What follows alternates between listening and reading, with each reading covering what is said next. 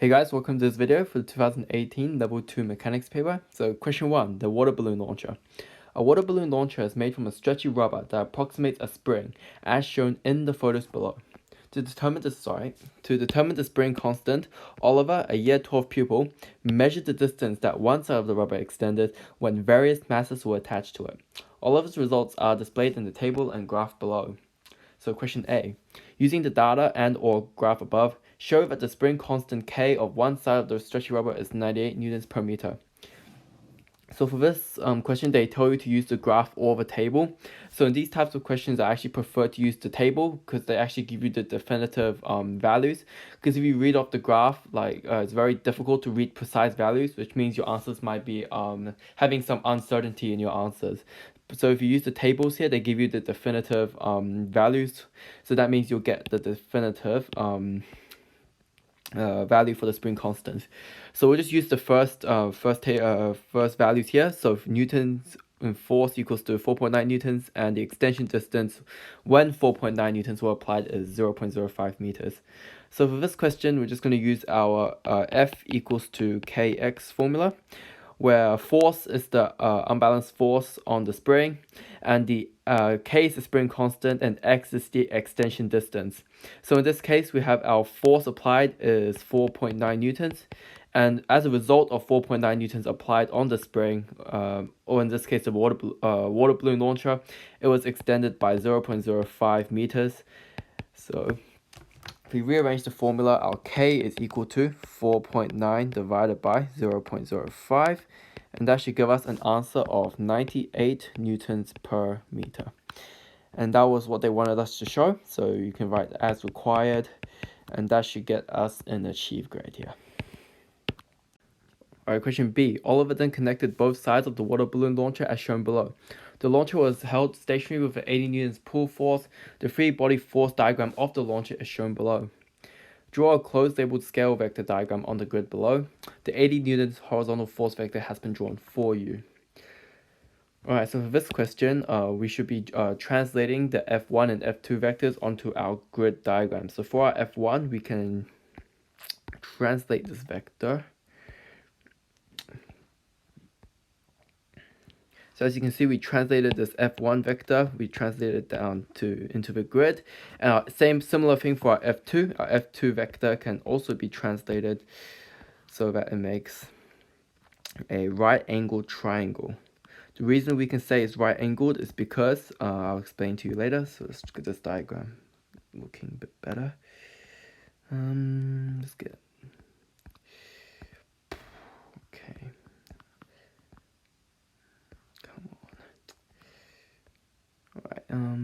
That doesn't really look like 90 degrees, but we'll deal with it.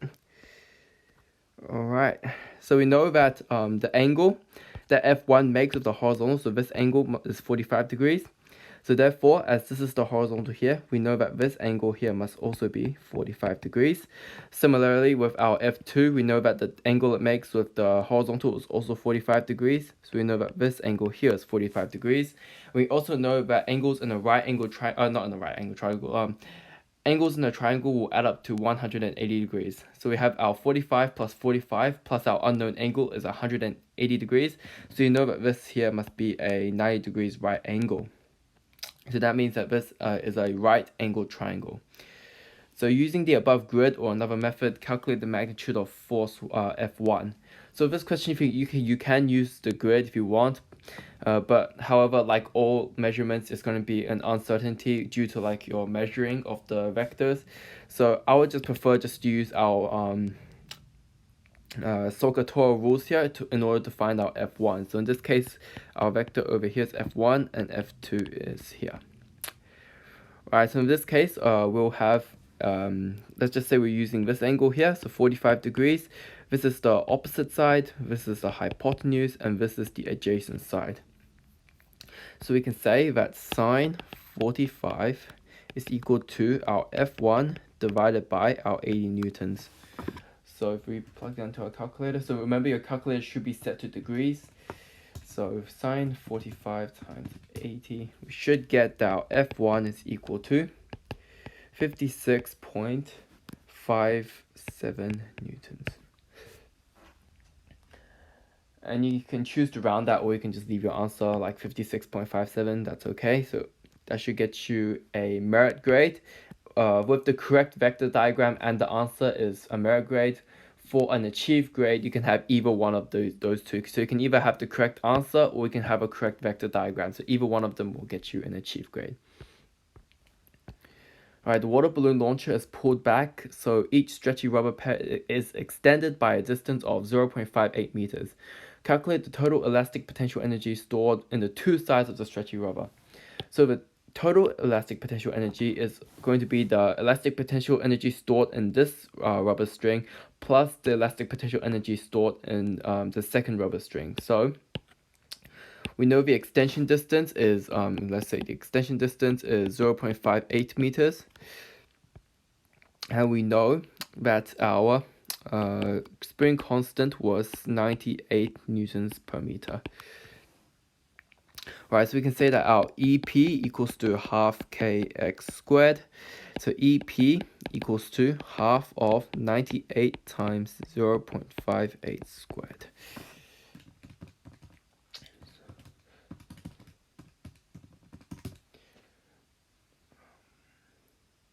Sorry, so 1.58 squared times 98.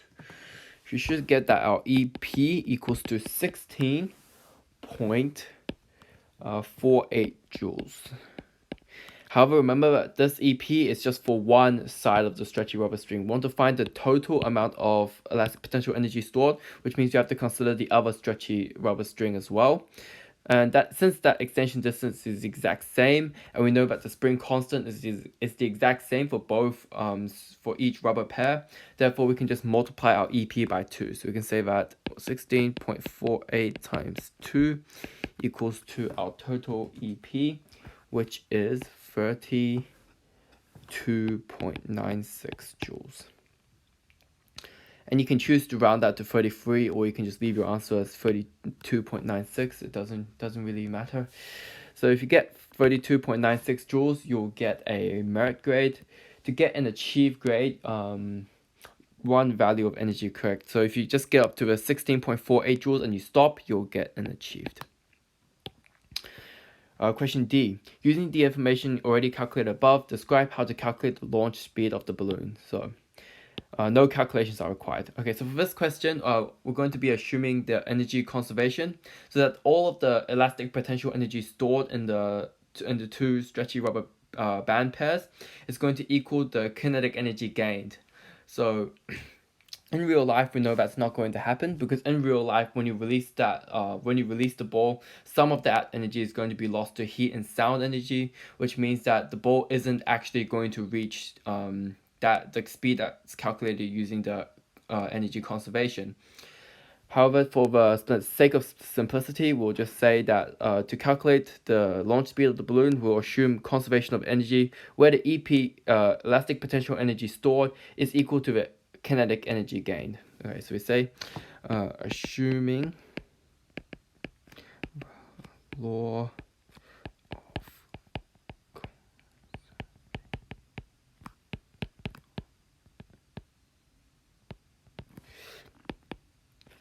the elastic potential.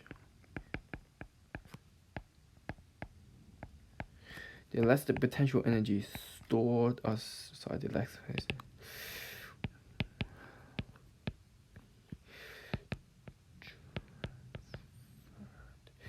to kinetic energy.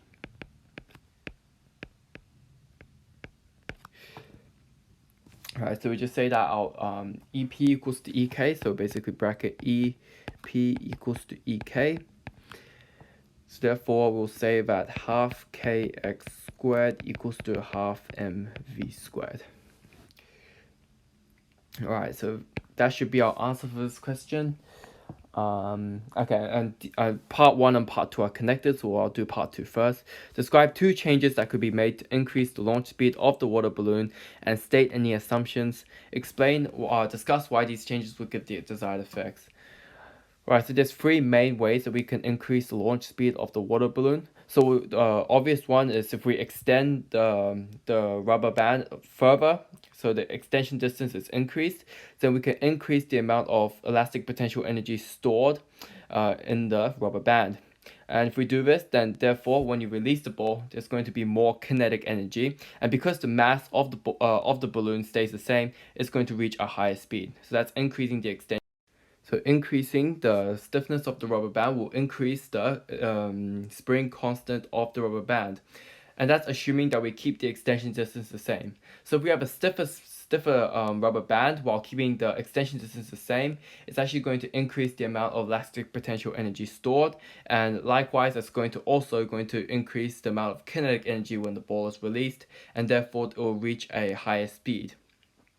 Right, so another way we can increase the speed is to decrease the mass of the ball.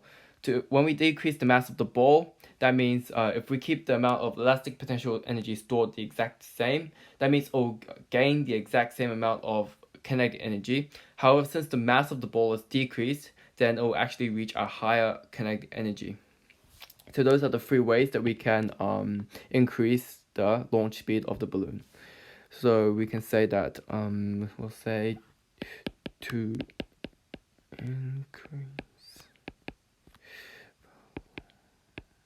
Sorry, it's too messy. To increase the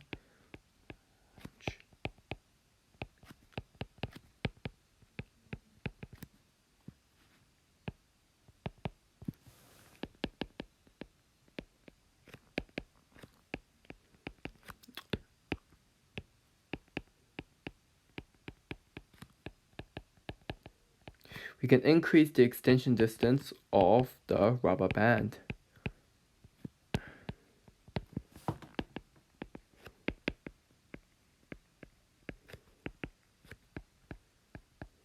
This increases the amount of elastic potential energy stored.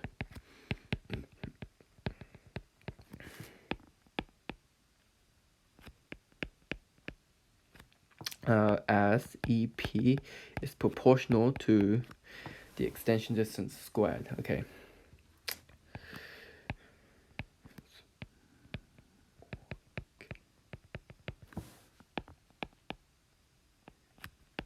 Hence, more kinetic energy is gained by the ball, leading to a greater speed.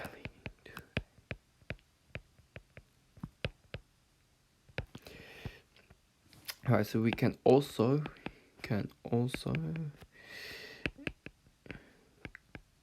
increase the stiffness of the rubber band while keeping the extension distance the same.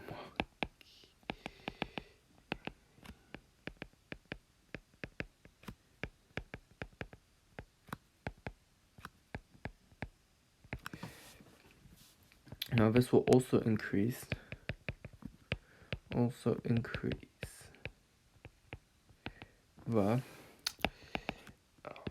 the elastic potential energy stored.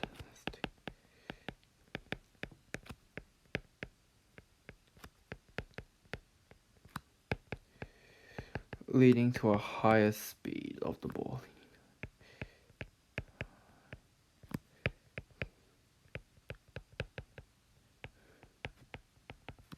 Right, so you can also decrease the mass of the ball. So we can also decrease the mass of the ball while keeping the elastic potential energy stored the same.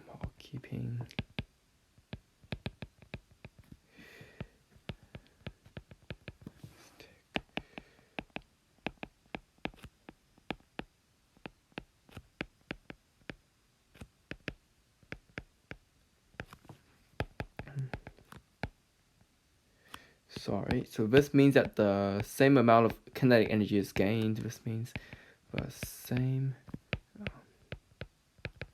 of EK is gained,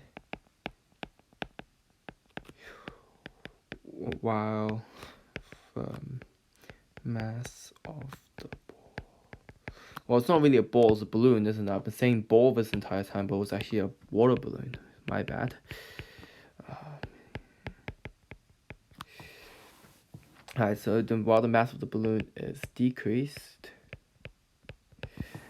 and as EK, sorry, not EK, and as our velocity is inversely proportional to our mass, therefore there is increased speed of the ball. Did I say ball again? It's balloon. Okay, there's increased speed of the balloon. Okay.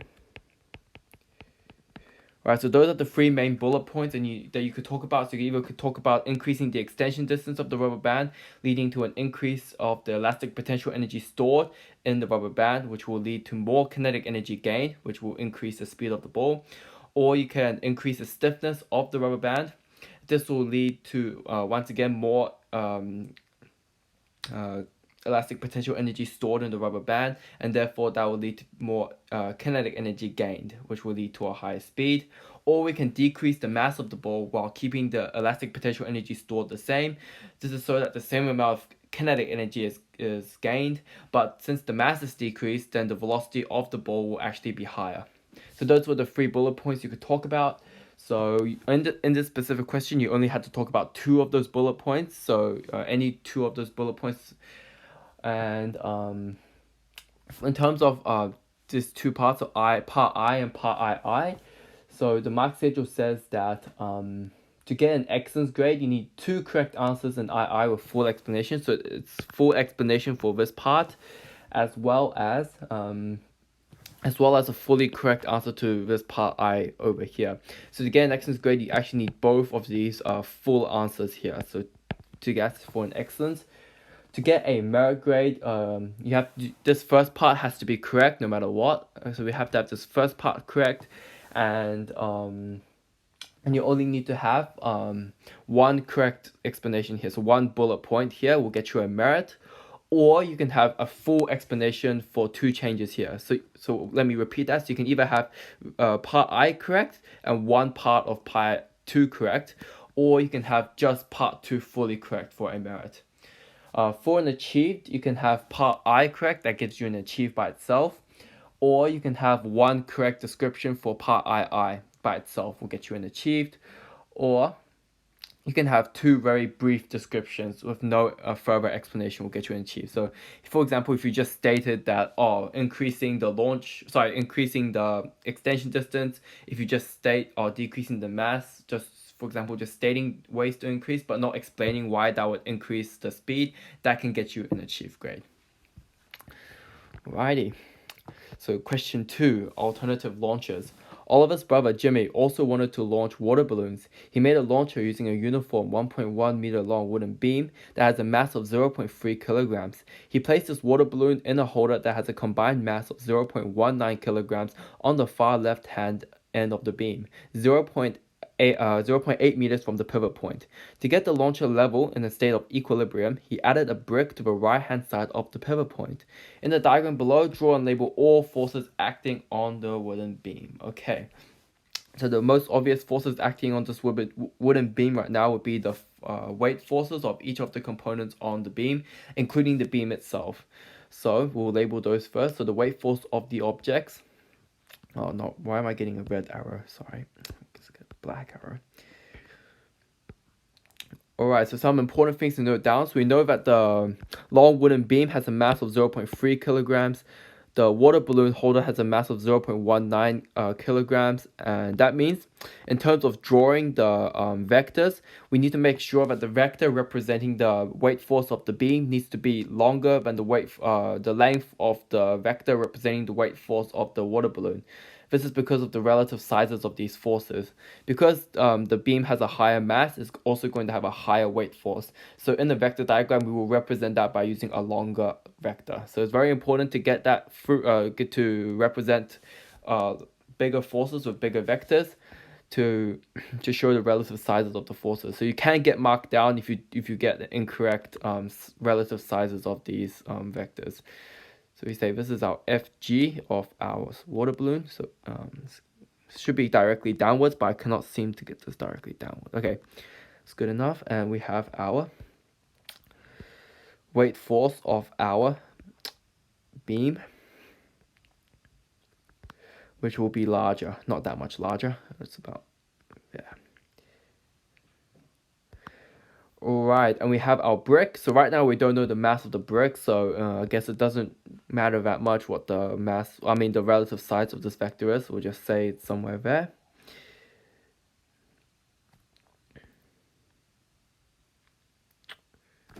Alright, so that's our all the forces downwards has been labeled. However, we need to label all the forces that are acting upwards. So the forces that are acting upwards would definitely be the support force from the pivot. So the support force from the pivot will be acting upwards in order to balance all the forces acting downwards. So we know that the forces acting upwards equals to the forces acting downwards because it is in a state of equilibrium. That means the net torque is 0 newtons meters, and we know that the net force is also 0. Otherwise, it will not be in a state of equilibrium. So we should make this support force a lot larger because we know that this support force is the vector sum of all the downward forces acting, because we know that they're equal to each other. So this one has to be relatively larger, quite a bit larger than all of the other vectors we have acting downwards. Alright, so it should look something like this. And we need to label the forces. That's correct. To label the forces, we can say this is the Fg of the water balloon holder. So we can just say water balloon. And we know that this is the Fg of the wooden beam. So we can say Fg of beam. And this is our Fg of our brick.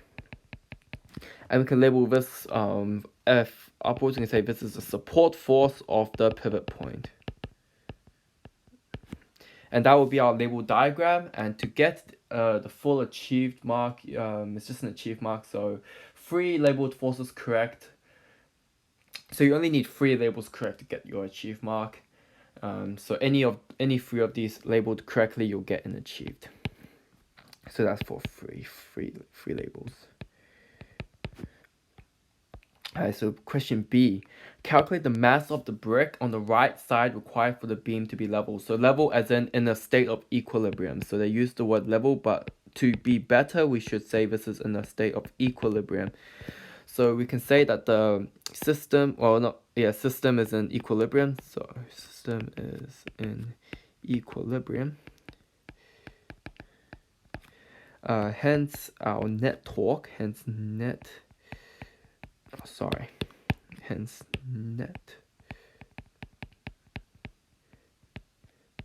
torque and F net is all equal to 0. Alright, so we know that torque equals to force times perpendicular distance. So force times distance perpendicular, but since all the forces are already perpendicular to each other, we can just write torque equals to force times distance. So in this case, we have our torque, total torque that's anti-clockwise is equal to our total torque that is clockwise. So in this case, anything that's to the right of the pivot point is exerting a clockwise torque, and anything to the left of the pivot point is exerting an anti-clockwise torque. Okay, so we can see that for example, if we get rid of this brick, then this clockwise torque is going to disappear and the system is going to start rotating anti-clockwise. Likewise, if you get rid of all the forces on the left, this force here is going to result, the force of the brick, the Fg of the brick, is going to result in a clockwise rotation. So we know these torque anti-clockwise is equal to a torque clockwise because it is in a state of equilibrium. Okay. So we also know that our F equals to mg. So our weight force equals to mg. So we know that our torques of we'll do anti-clockwise first. So torque anti-clockwise is equal to our torque of our balloon holder. I'll say torque B, and our torque of our beam. So beam. And this is equal to. So we have our F equals to mg. So F equals to, for the water balloon, so FB equals to 0.19 times 9.8. And we know that our beam is F beam equals to 0.3 times 9.8. Right, so 9.8. So this one is equal to 1.862 newtons, and this is equal to 2.94 newtons. All right. So therefore, our torque anti-clockwise is equal to 1.862 multiplied by the distance between the where the force is acting and the pivot point, which in this case would be 0.8 meters. So that's multiplied by 0.8 plus of the force of the beam multiplied by the distance it is acting from. Okay, so very important here to get your distances correct. So in this case, we know that the distance from the water balloon to the pivot point is 0.8 meters. Okay, so we know that this is a uniform beam, so that means it's the weight force of the beam is acting in the exact center of the beam. We know that this beam is 1.1 meters long, so the whole thing is 1.1 meters long, and we know that the force is acting so that the distance to the right of that force is equal to the distance to the left of this force. So therefore, as the whole thing is 1.1 meters, that means this distance from the water balloon to the beam must be half of 1.1, which is 0.55 meters. So now we can see that this distance in between will be equal to the 0.8 minus 0.55. So 0.8 minus 0.55, that is 0.25. Okay, so we know the distance between the weight force of the beam and the pivot point is 0.25 meters. So we can multiply this by 0.25. Alright, so 1.262 multiplied by 0.8 plus of that equals to 2.2246 Newton meters. Alright, now for our torque clockwise is just our FG of our brick because there's nothing else on the right hand side. Alright, so that will be equal to the F of the brick, we don't know, multiplied by the distance, which is, this is torque clockwise, equals to force of the brick times the distance, which is 0.07. Since we know they are both equal to each other, we can write a new equation. So 2.2246 equals to F brick times 0.07.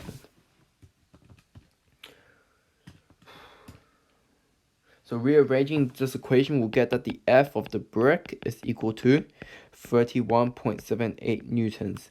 Alright, so we're not quite done yet because the question specifically asks for the mass of the brick. The weight force is not the mass, okay? The mass of the brick would be 31.78 divided by 9.8. And that gives us a mass of 3.24 kilograms.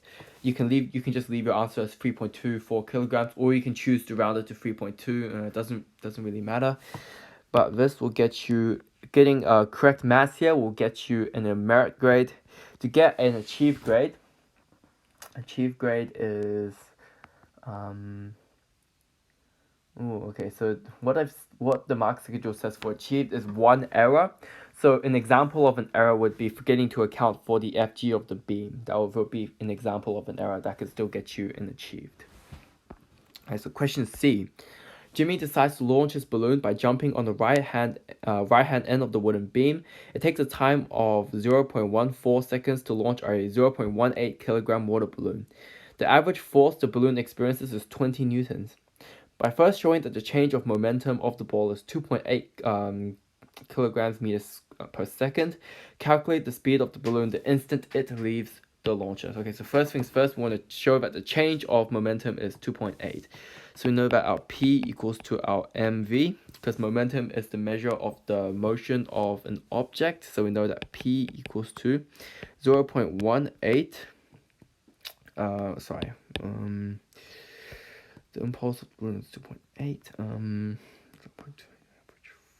Okay, sorry, we're not using this formula. We're going to use the impulse formula. So P equals to force times change in time. That's change in momentum.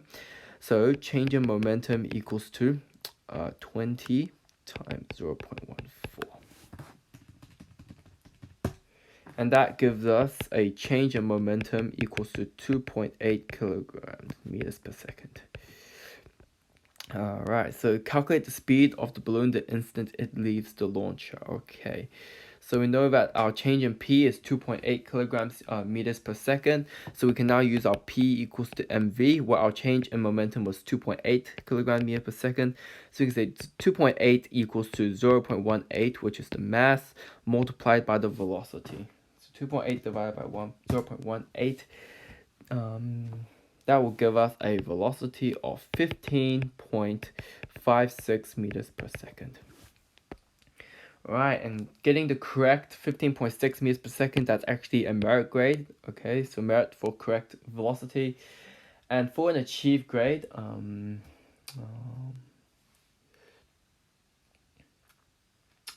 right, so correct for an achieved, you can get this part shown. So if change in P equals to 2.8 kilograms per second, you'll get an achieved. Right. Oh, okay, they had more space over here. Okay. D, at a later time, Oliver tried launching a water balloon by connecting it to a string and swinging it around its head in a horizontal circle at a constant speed, and then releasing it. At what point would Oliver need to release the string so that the balloon will travel directly to the right? Okay, so we know that this what is he doing? Water balloon connecting. So we know that he is swinging it in a horizontal circle, and that horizontal circle is in a clockwise direction, as shown by the arrows on the diagram. So we know that the velocity is always tangential to the position of the ball. Okay, so at each of these moments, so for example, at position B, it will be directly downwards, the velocity, because it's tangential to the center of the circle, the velocity. And likewise, we can draw some labeled diagrams here. Labeled, not like labeled diagrams, labeled some vectors.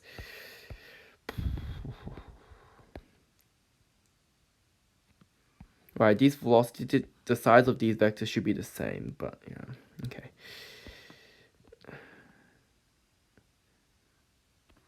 Okay, and we have our point A.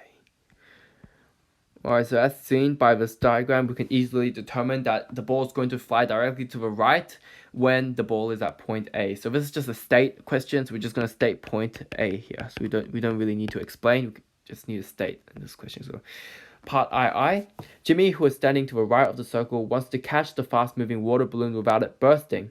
Explain using physics principles why Jimmy pulls his hand back in the process of catching the water balloon. Alright, so we know that this water balloon is pretty fragile, so it's going to be really easy to break. So when Jimmy pulls his hand back, he's actually increasing the amount of contact time between the water balloon and his hand. This is important because the water balloon is going to have a same change of momentum whether Jimmy pulls his hand back or not. Okay, so it's going to have the same change in momentum. However, the same change in momentum is now being spread over a much longer period of time, which means that the average force that the water balloon experiences is going to decrease.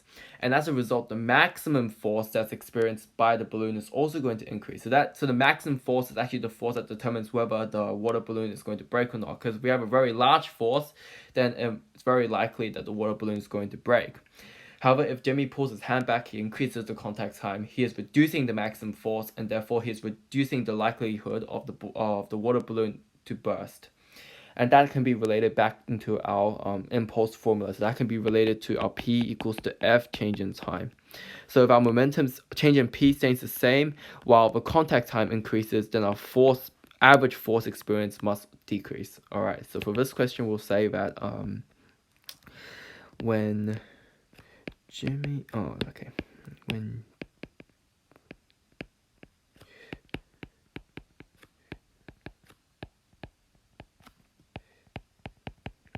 when Jimmy pulls his hand back, he is increasing contact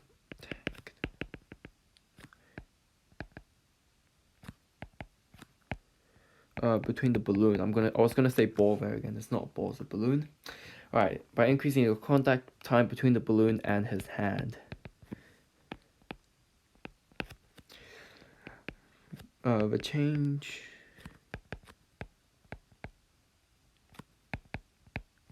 of the ball, not the ball, the balloon, okay, come on. Of the balloon stays the same. It's the same regardless of whether or not, so it stays the same regardless of whether Jimmy pulls his hand or not. So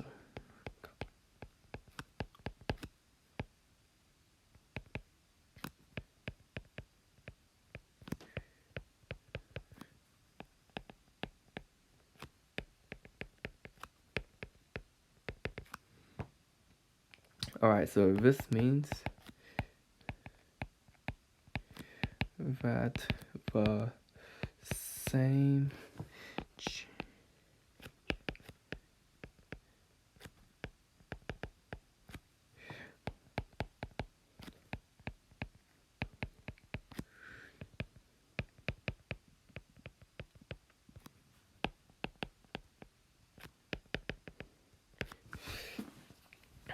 this means that the average force experienced will decrease.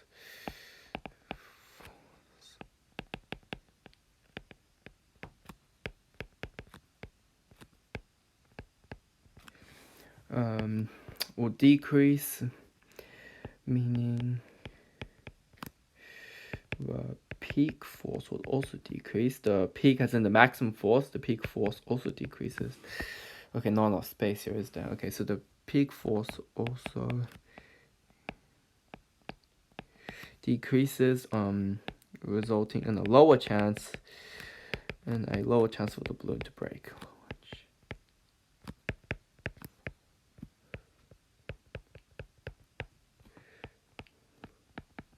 Okay, so now final step here, we can link it to the formula. So we can say that P equals to F change in time. P is constant. Therefore, F is inversely proportional to the contact time. So we can say that time increases, force decreases. Right, so that would be a full answer for this question, but as just like a side note, okay, we can draw to get a better perspective. We can draw a graph of force over time. So let's say that Jimmy doesn't pull his hand back in this graph A. So graph A is Jimmy does not pull his hand back. Jimmy does. We'll just say he does not, so you know what I mean. So Jimmy does not pull his hand back. So the average force experienced with time might be this graph here, where this is force over time. And this here is the peak force, which is very, very high, which increases the chance of the balloon to be breaking. So if we look at graph B, so Jimmy pulls his hand back. So Jimmy, we'll just say Jimmy does. Doesn't make sense, but you know what I mean. So graph B, this is force against time. So this in this graph B is it's going to be spread over a longer it's going to be spread over a longer time. The same change in momentum. So you can notice here that the area of this graph, that represents the change in momentum. So the area underneath the graph is going to remain the same for both of the graphs. However, for this graph B, it's going to be spread over a longer time. So you can guess what could happen is that it's going to be flattening the curve, okay? It's going to flatten the curve, okay? Sorry, that's not a very good drawing. Right, sure. So as you can see, it's flattened the curve. So this isn't a very good drawing, but we know that this change in P here is exact same as this change in P here, because change in P is the same. However, this bottom graph is spread over a longer period of time, and you notice that this peak force, this is the peak force, that is a lot smaller than this peak force here. So therefore, in this graph B, we can see that the chance of the water balloon breaking is a lot smaller, and that is good because the balloon doesn't break, so water doesn't splash on his face, so that's always good. Alright, so for this question, part I and part I are actually linked together. So to get an excellence grade overall, you do need I believe you do need to have both of these correct. So that's the point A and the full explanation. That'll get you an excellence grade. To get a merit grade, you need to state point A, and you also need to, and logical argument. Okay, so basically you state point A, but for your point II is lacking in the fact you forgot to include the relevant formula. So you know the relevant formula, that's our change in momentum equals to our force times change in time. So if you omit that if you omit that equation, then you will only get a merit grade. Or in another case, you can have a full explanation to part 2, but you can miss out on saying point A. So for example, you said point C for part I, and then you have a full explanation to part II, you will just get a merit grade. To get an achieved grade, you can just have the point A and nothing for part 2. That will get you an achieved. or you can just state that you can just, for example, for part I, to get an achieve, you're just stating that increasing the contact time and therefore force decreases. So just like, it's just stating without explaining, that's achieved. Alright, so we should move on to question 3 now. Question 3, projectile motion. A water balloon is launched traveling a horizontal distance of 21 meters. The water balloon is in the air for 2.8 seconds. Calculate the horizontal velocity of the balloon. Okay, so we know that the horizontal component of the velocity is always remaining constant for the entire duration of the flight, and that's because there are no horizontal forces acting on the ball, and that's only because we're considering, in level 2 physics, we do consider the air resistance on the ball is to be negligible, and therefore does not have an effect on the change in the horizontal component. So we know that we can simply calculate the horizontal velocity by using our range equals to VH times total time. So in this case, our range is 21 meters, so range is 21 meters, and our total time is 2.8 seconds. So we can say that 21 equals to 2.8 times of VH. 21 divided by 2.8, that will give us our VH component is 7.5 meters per second. This should just be an achieved question here. Yeah, this is just an achieved level question. Alright, so question B, show that the initial velocity of the ball is 15.6 meters per second. Okay, so for this question, to find the initial velocity, that's referring to the instantaneous velocity here. So that's the instantaneous velocity. So that's this initial velocity here. So in order to do that, we need to either, so right now we have the horizontal component of the velocity. So in order to work out the initial velocity, we either need the angle, which we don't have, or we need the initial vertical component of the velocity, which we also don't have. So in this case, it's going to be easier to work out the initial vertical component. So the way we can do this is, so we know that the total time of the flight is 2.8 seconds. Because the parabola is considered to be symmetrical, so that the time it takes for the ball to reach the maximum height is the same time it takes for the ball to reach the maximum height to the ground. Which means that for the first half of the flight, so from the moment it was thrown, from the moment it was launched to the moment it reaches the max height, it's going to be half the total time, which is, in this case, is 1.4 seconds. So we can write time to max height equals to 2.8 divided by 2, which is 1.4 seconds.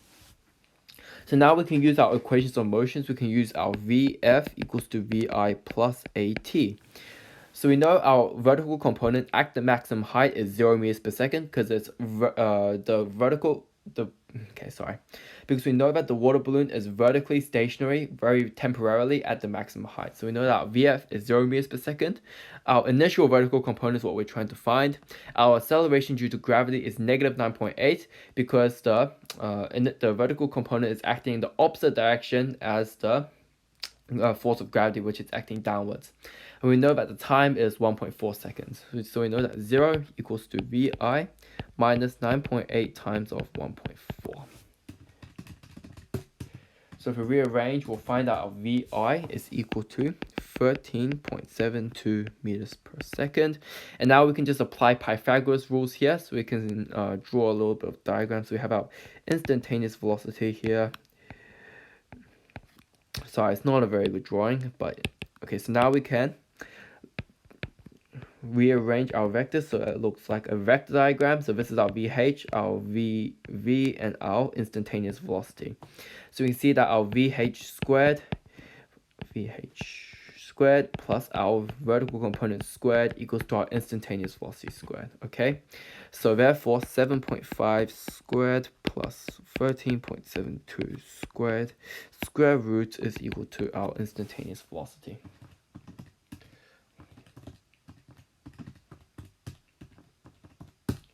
Alright, so we should get our answer to be 15.6 meters per second. So V equals to 16.6 meters per second. And getting that correct will get you a merit grade. To get an achieved grade, you're looking at the correct vertical component. So correct vertical component will get you an achieved. So right here, that's an achieved. Okay. Question C. If the same water balloon was launched at the same initial velocity on planet X, where the acceleration due to gravity was 3.7 meters per second, would the water balloon go the same horizontal distance? Alright, so on a different planet, let's say the acceleration due to gravity is 3.7 meters per second squared. So we know that the force of gravity will act against the vertical component of the velocity. Alright, so it's going to work to slow it down over time. However, if this component is smaller, then it's going to actually take longer for the force of gravity to slow down the vertical component to 0, which is the max height. That means that the total flight time will also increase because it's taking gravity longer for to decelerate the vertical component. So total time increases, and we're assuming that on this planet X, there's no additional horizontal forces. So we're still assuming that the horizontal component is the same throughout the whole flight. So with an increased total time and a horizontal component that stays the same, the ball is going to travel a further distance. So that's how we're going to answer this question. So clearly explain your answer. So okay, so we can say no, let's write pen. So the force of gravity x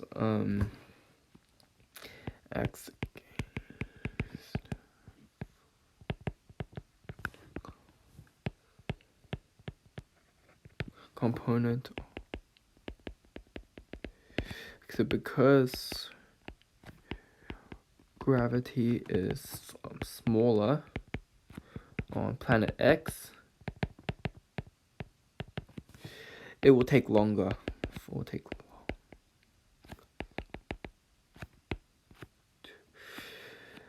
To slow the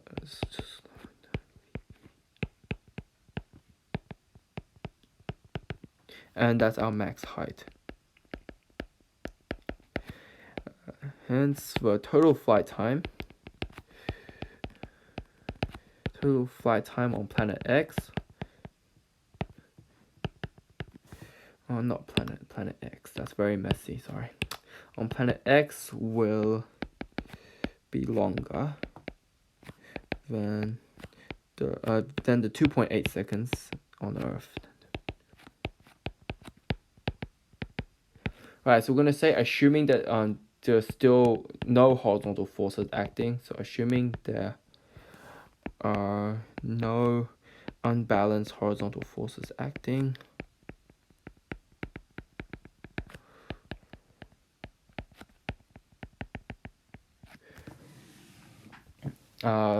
Assuming there are no unbalanced horizontal forces acting, the VH component stays the same.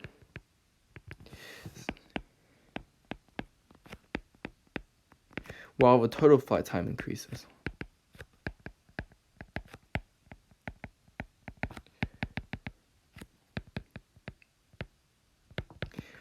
This will lead to a bigger distance traveled.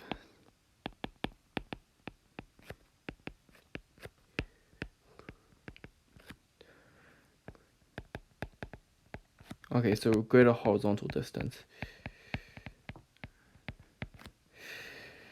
traveled.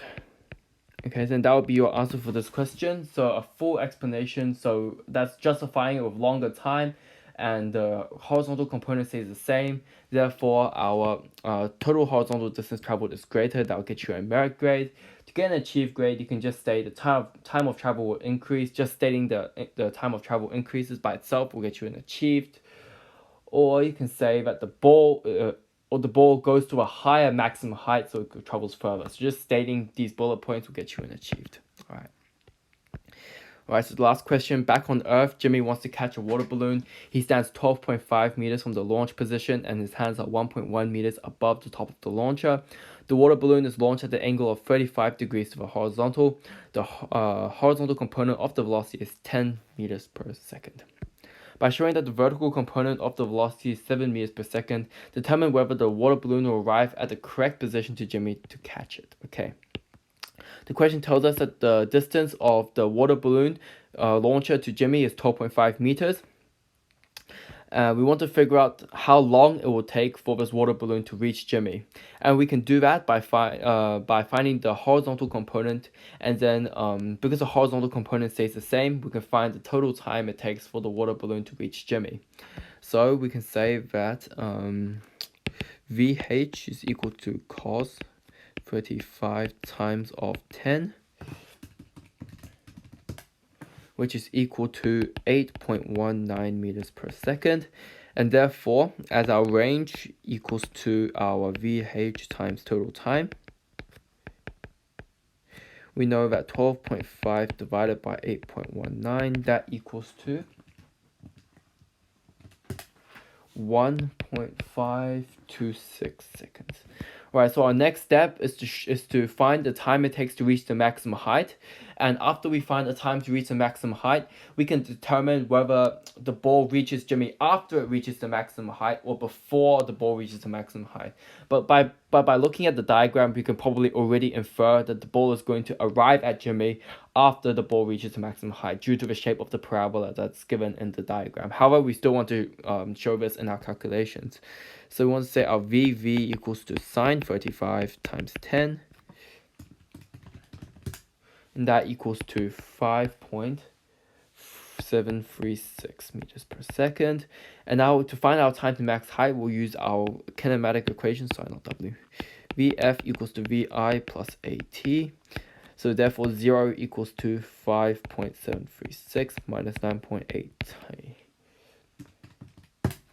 That should give us a time of 0.585 seconds. So now if we compare these two times, we can already infer that the time it takes for the ball to reach Jimmy comes after the maximum height. So now our main objective is now, the question now changes. The question is now asking us, how much does the ball drop from its maximum height until it reaches Jimmy? Okay, so now we need to find the maximum height of the ball. We can do that by using our kinematic equation. So VF squared equals to VI squared plus 2AD. In this case, VF is 0.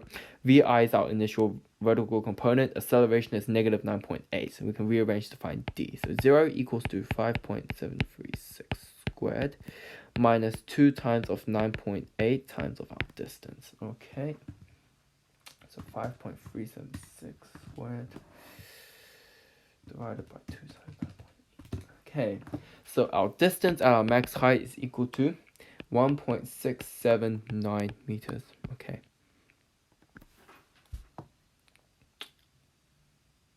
Oh dear, I think I've just made a mistake here. So it says the horizontal component of the velocity. Okay, I misread the question. So, sorry guys, we have to start over again, unfortunately. Apologize for that. So, my deepest apologies for that error. I misread. I thought that was the instantaneous velocity. Apologies guys for that. Let's try this again. Okay. Sorry guys. Feels bad. So the horizontal component of the velocity is 10 meters per second. Okay. Yeah, I was thinking there was something wrong with those values calculated. Okay, so VH is 10 meters per second. So we know that our range is equal to our horizontal distance. Not distance. What am I even saying now? Okay, so equal to our VH times total time. So 12.5 divided by 10. That gives us our time is 1.25 seconds. Alright, so we're going to follow through with the exact same thing we were doing before. So we were going to find our VV, our vertical component. So in this case, okay, so let me draw the vector diagram. So in this case, we have, this is 10 meters per second, and this is 35 degrees. Okay, so we can use our SOHCAHTOA rule. So we have, this is our opposite side, this is our adjacent side, this is hypotenuse. So we can say that tan 35 is equal to O over A. Tan 35 times 10 equals to our A. So therefore, it's a pretty nice number. So therefore, our VV equals to 7 meters per second. So once again, following through what we were doing before, so our VF equals to VI plus AT, 0 equals to 7 minus 9.8 t, so therefore our time is equal to 0.7145 seconds. Okay, so now once again we can see that the ball reaches Jimmy after the maximum height. Okay, so we're finding the maximum height now, so VF squared equals to VI squared plus 2AD. 0 equals to our 7 squared minus 2 times of 9.8. Okay. Alright, that gives us an, D here. So D equals to 2.5 meters. So now we need to find out how much the ball drops after the maximum height. We can do that by using one of our kinematic equations. So we can use, what can we use? We can use D equals to VIT plus half AT squared. So in this case, our VI becomes 0 meters per second because now we're starting at the maximum height. So at the maximum height, we know that our vertical component is 0 meters per second because we're trying to find the vertical distance that it drops. So we're going to be considering the vertical component. So at the maximum height, the vertical component is 0 meters per second. And our acceleration now becomes positive 9.8 meters per second. And that is because it's the vertical component and the acceleration is acting in the same direction. And we know that our time, so this time component here, is equal to our 1.25 minus 0.7145. And that's because it's already taken the ball's 0.7145 seconds to reach maximum height. Therefore, it will the difference of those two times is how long it will take for the ball from the maximum height to reach Jimmy. Okay? So if we plug these numbers in, we'll say that D equals to 0 times T is 0, so half of 9.8 times of 1.25 minus 45 squared. Okay.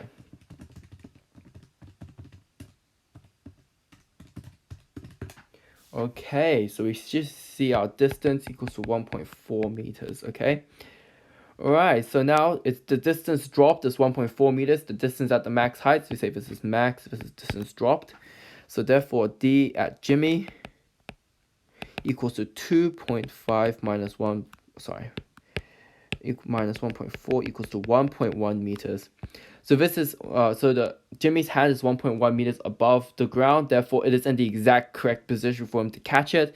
So therefore, this is in the correct position for Jimmy to catch the ball.